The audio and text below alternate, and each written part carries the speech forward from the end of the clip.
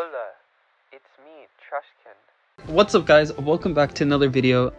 Today we're gonna go over the best controls for mobile, and I'm gonna explain to you exactly why these are the best controls. I'm gonna explain to you what exactly all these options do, so if you're really confused about it, because I know when I first started the game I was very confused about these controls, and it took a lot of testing for me to realize what they truly do and which settings I like the most.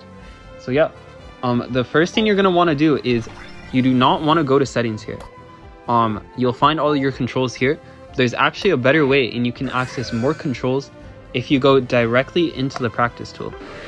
I'm gonna play Slowbro because that is the best Pokemon to show you guys all of these different controls on, and we'll just pick someone random for our practice partner. Alright, so hopping into the game here.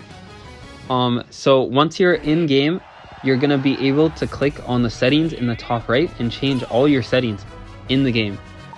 So I'm gonna do that here in the game. And also, if you did not know, practice tool is really cool. You can basically do anything you want. I'm just gonna quickly level both me and our practice partner to the max level. We're gonna turn off move cooldowns, and we're gonna upgrade our moves here. Alright, so now let's get into the best controls. Obviously we'll start with audio. Honestly, obviously this audio is very optional. You can decide whether you want the music or not. It can be very annoying at times, so I have it on or off depending on my mood. Announcer is actually pretty useful, as is sound effects. As long as you can hear them, you should be fine. Next we can go to system settings. Obviously you want your frame rate to be very high. I think there's actually one setting that's not here, which is your graphics. In graphics, just depends on your device's performance. You want your frame rate to be the highest, so if your device cannot handle high frame rate and high graphics, I do not recommend going high graphics. You want to lower the graphics before you lower the frame rate, because frame rate does help your gameplay. Also for device performance, especially if you have an OLED screen, just having it the darkest possible is best, and it also looks cooler in my opinion. So I just have it all the way dark. As you can see, it just lightens up your screen, that's all it does. For outlines, it adds a black border. It helps you see more clearly. Oops, not that. So as you can see, this gets rid of the outline. This is very optional. It doesn't really affect your gameplay, you know. I personally like playing with the outlines on just to make sure I can see better. Colorblind support, obviously that's for colorblind people, so we'll move on to the next one. I guess we'll do battle info first, because that is the next least important one. Because controls is going to be the most important that we look at. So hide other players' trainer names once matchmaking is complete. I don't really care about this option. I just have it on default. Show trainer name. I like having the names on, some people don't. Boosted attack. This one is important. So as you can see, when I attack this guy, right, it shows these bars on the bottom of my health bar, and once I have the yellow one, it means I have a boosted attack, and then the bars go away. So this is very important for keeping track of your boosted attack. They do much more damage than the regular attack, and each brawler has a different amount of attacks before they get their boosted attack, and they do go away after a bit. As you can see, if I wait, the stack goes away. So yeah, just keeping this in mind helps you with your gameplay. You're going to be able to do more damage than your enemy if you know how boosted attacks work, and some moves even give you boosted attacks. So yeah, just keep that in mind. Show cooldown decimal values. Why not? I think it looks cool. I don't really see any downside to not having it. Highlight outlines for opposing Pokemon. This is just it helps you see better, so again, why not? So now let's go on to controls. These are the most important, and a lot of these I would consider mandatory. So lowest remaining HP value, you want it on value, not percent. If there is someone with high defense, high health, like a tank, you know, compared to an attacker, the attacker is gonna look like they have more health on your screen, but they're actually going to have less health than the tank. They're going to be easier to kill. They're going to take less attacks to kill. And that's why you want to have it on value. You do not want it on percent, because percent, it will attack the tank instead, which is definitely not what you want. Closest is also an option you could play with. However, if you want to play closest, you have to play around your lock-on icons, which we'll get to here, which is much more annoying. It's very convenient to have it on lowest remaining HP value. So yeah. Attack controls, you really need this on advanced controls. So what this does is, if I press my normal auto attack, right, it goes for this guy. But if I press this little button, you can see it goes for the farm instead. And this is very important, because as you get better, you will realize that securing farm is very important. It gives you levels. So just being able to hit the farm instead, it'll give you an edge over your enemies. You definitely want this option. The next option, automatic base attacks. Yes, why not? Look, as soon as I press my auto attacks, it goes. If you're playing support, maybe you wouldn't want it. If you're running EXP share, maybe you would not want this option. But for the most part, I don't think KS has been a problem for supports in this game, really. So why not have it? If they go too far away, it cancels the automatic base attacks really easily. It's not even that useful. So just having it on really helps.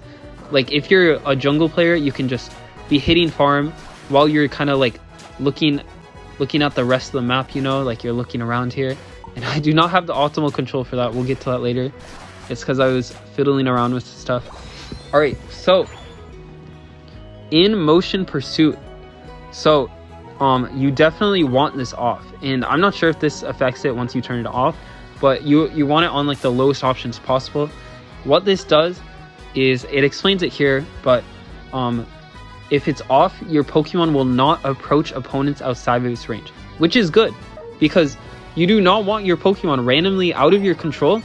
Basically, if it's on, like out of your control, your Pokemon will walk towards the nearest enemy if it sees one like near its range, which is bad. Like, imagine you're low health and it does that. You can walk towards them yourself if you want to, so you definitely want them off. Scoring controls, this one, I really wish press button was better, but it's simply not. I don't know if it'll show it when I try to do it here, but a lot of times I press the button there. Look, I press the button and it doesn't go off sometimes. It's very finicky. You're much better off just holding the button down. It's not that much harder, and you can also cancel your score whenever you want, which actually becomes a thing once you get better at the game. It's kind of hard to explain, but trust me, sometimes it matters. So definitely just hold button down is better. Move canceling controls, this is important, right? I'm gonna be honest, I think slide away is better. However, you have to have it on this, and you know, it's not that bad. Like, basically what this does is it gives you the X here. You can see I'm canceling my moves, and if you have it on slide away, it instead there's an X like kind of from a range of each move. Again, I think slide away is better, but you have to have it on this, and I'll explain why. You can see if you have it on slide away, this option gets locked. Slide to icon, very important, and you'll see why. You want to have this lock on icon on. What this does is, when you're near an enemy Pokemon, we can go over here really quick and just infinite surfs. When you're near an enemy Pokemon, you can see this icon pops up. Look, I just clicked it and it makes my auto attacks target him, you know? Where is he going, bro? Okay. It makes my auto attacks target him, and like my moves will go towards him too when I click on this. However, if you have it just on movement panel, it will not help the next thing that you want. Look, so obviously I can aim Slowbro's Unite. Slowbro's Unite is what is called a lock-on move, and there's only a couple of Pokemon with it. The problem is when there becomes a group of Pokemon together. So the reason you want it on icon is, no matter where you are, I can be all the way over here, I can drag my move not towards the enemy but to his icon. Look, it selects it for me when I drag the move to the icon, and no matter how far he is away, look, I can go over here. No matter how far away he is, it'll walk all the way over and unite him. Super, super useful. I've had it on the other option before, and how the other option works is you kind of have to click on the icon and then walk towards them, and sometimes it'll just unite someone else. This one, guaranteed, you'll hit the person you want every single time, which when you're playing a Pokemon like Slowbro, very, very important. So yeah. Next, move panel sensitivity. You definitely want that on high. And this you want on slide. We'll get to that later. I just wanted to turn it. Camera follows moves. I personally find it annoying, but I do think it's necessary on some Pokemon, so I just have it on. The only time it's annoying is when you're playing like Venusaur and you're doing Razor Leaf. You really do not need the camera follows move, but it does it anyways, and it messes up your movement a bit. But I think the trade-off is fine.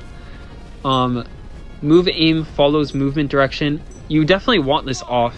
It looks like the game's about to end, so we'll continue this in the settings. I probably lost the bot because he was scoring the whole game. But yeah, so we'll continue this in settings. All right, so camera follows moves. We just covered that one. Move aim follows movement direction. All right, so what this does is when you have a dash move, like my Slowbro Surf was a dash move, and like there's a lot of moves that kind of dash with you in this game, and this just makes it, if you have it turned on, like wherever you're moving towards, the move will go that way, which for some people, you know, like they like it like that, they want to use it to escape. I personally do not like it, you know. When you're playing on mobile, like there's some scenarios where you do not have time to aim and you want to kill them with your move. Just being able to press the button and just like being able to quickly move towards them instead of moving with your movement direction, it just makes a world of difference. And it's the same thing with this move aim snaps to nearby targets. I think what this does, I haven't tested it as much as these other controls. I think what it does is when you aim, when you start aiming, it'll start out targeted towards them, but you can still move it away. But it just, it's already there for you to like target them, which can be really useful, you know. Like I just think it's useful to have some like lock on aiming, you know, even if it's kind of cheap. If the game offers it, why not use it, you know? Just being able to let the game aim for you a bit. So yeah, this last option, you could see when I was moving my camera, there was like a joystick that popped up. That is movement panel. That sucks. You want to use slide. When you use slide, you can like look across the map in like a second. You want this on the highest possible sensitivity. And you're able to look at what's happening on the map in like a split second, just like that. So it's really useful. With the movement panel, you can't do that. I do not recommend this. Very funky to use. And yeah, that is all the settings. There's a couple more settings. I don't really use quick chat. I'm sure I don't have the best settings for this. If you do want a video for quick chat settings, let me know. If you didn't know, there's also privacy settings. I like to have my spectating off, but like there's a bunch of settings that are really useful. You can even hide your trainer info if you don't want people to see your bad win rate. You can go anonymous. This game has a lot of cool settings, and this stuff is just misc settings. Anyways, I hope you guys enjoyed the video. I'm sorry for not posting for a while, but I do want to get on that grind. I want to start posting guides. So if you enjoyed this video, please leave a like, comment, share, you know, all of that. Subscribe, because I want to start making guides for you guys if you enjoyed this one. And yeah, I'll catch you in the next video.